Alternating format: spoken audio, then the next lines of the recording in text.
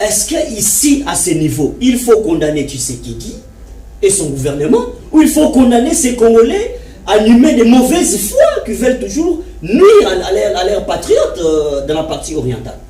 Chers compatriotes, on ne gouverne pas la République avec une bonne foi. Non, ça ne se fait pas. Ça ne se fait pas.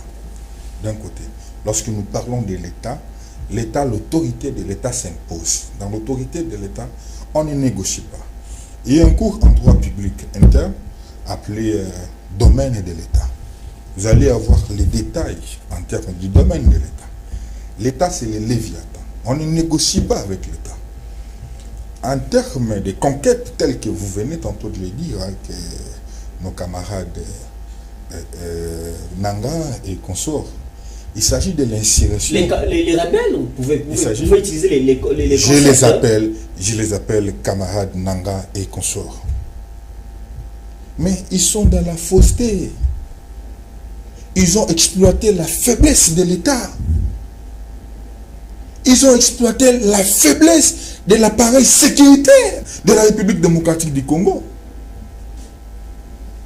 pour accomplir leurs besoins de nuire à notre peuple, de violer, de voler. Parce que l'État est faible. Parce que l'autorité de l'État n'existe pas. Pensez-vous que si l'autorité de l'État existait réellement, les Nanga et consorts allaient se jouer de la République? Tout de suite, je vous dis, faux et archi-faux. Ils ont osé le faire parce qu'ils ont senti l'absence de l'État. Chers compatriotes, comment voulez-vous une ville telle que Goma puisse être sous-occupée, contrôlée par les rebelles, pendant que les militaires qui s'y trouvaient ne se sont pas confrontés avec l'autre partie?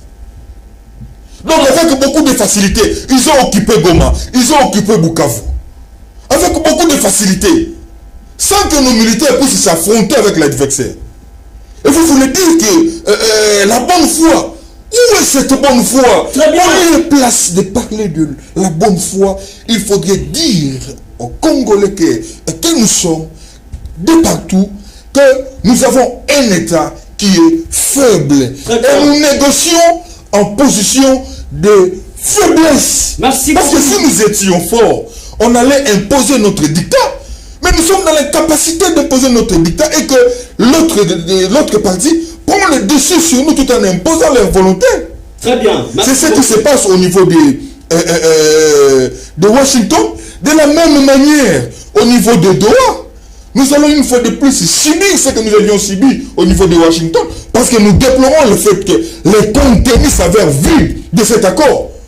Les contenus s'avèrent vides parce que le peuple ne s'identifie pas, ne s'y retrouve pas en termes de ce qu'ils ont gagné. Très bien, merci beaucoup. Monsieur Armand, au-delà de tout,